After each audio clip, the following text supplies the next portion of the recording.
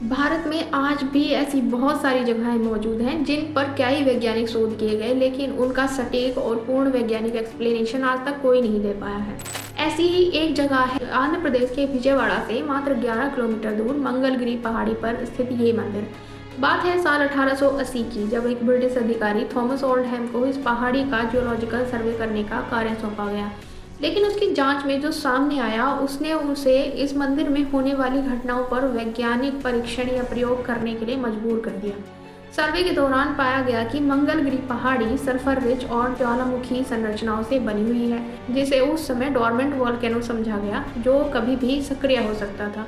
लेकिन सवाल यह था कि ऐसी संरचना के बावजूद भी आज तक यहाँ पर कोई दुर्घटना क्यों नहीं हुई, और ये जो वोल्केनिक संरचना है ये एक्टिव क्यों नहीं हुई। आसपास के इलाके में पूछताछ करने पर पता चला कि पहाड़ी के ऊपर नरसिंह भगवान का एक मंदिर है और स्थानीय लोग मानते हैं कि वही इसकी रक्षा करते हैं। जब वह अधिकारी वहां पहुंचा तो उसने देखा कि नरसिंह भगवान की एक मूर्ति है, जिसे भोग की जगह पनक्कम पिलाया जाता है। पनक्कम आंध्र प्रदेश की एक पारंपरिक डिश है जो गुड़, पानी और इलायची से बनती है।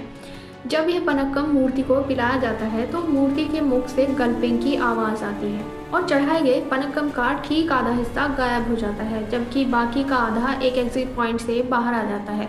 लोग मानते हैं कि जो पनक्कम पिलाया जाता है उसका आधा हिस्सा भगवान स्वयं पी लेते हैं और बाकी भक्तों के लिए छोड़ देते हैं। ये बात उस ब्रिटिश अधिकारी को एक्सेप्ट नहीं हुई। उसने इस रहस्य की जांच करनी शुरू की। उसने सोचा कि वो इस रहस्य की तह तक जाएगा, लेकिन उसे मूर्ति में ना कोई आउटलेट मिला, ना कोई हॉलोनेस और ना ही कोई हिडन मैकेनिज्म। पूरी पहाड़ी और मूर्ति ठोस पत्थर की बनी हुई थी, सॉलिड ऑब्जेक्ट थी, और आज तक ये पता नहीं चल सका कि तरल कहाँ से आता है और कहाँ जाता है। उस ब्रिटिश अधिकारी और उसकी टीम ने पनक्कम की मात्रा को डालते समय भी नापा, और जब वो आउटलेट से बाहर आया तब भी उसने उसकी क्वांटिटी को मेजर किया। यहाँ तक कि ट्रेसिंग के लिए पनक्कम में रंग भी मिलाया गया, लेकिन हर बार नतीजा वही रहा, पनक्कम बिना किसी निशान के गायब हो जाता।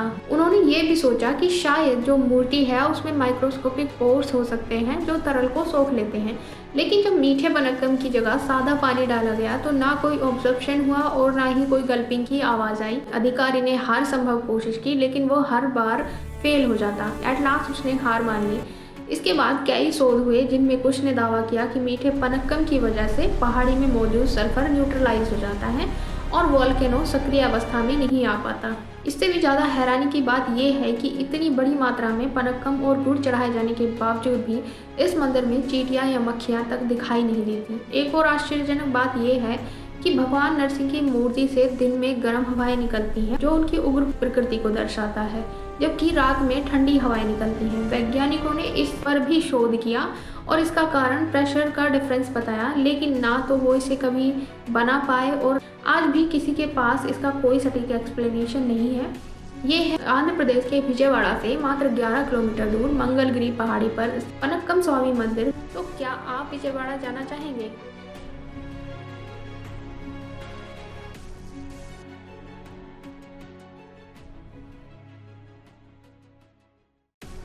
This was day 4 of our series 100 Wonders of India. More than 7 wonders. Don't forget to follow if you like the video.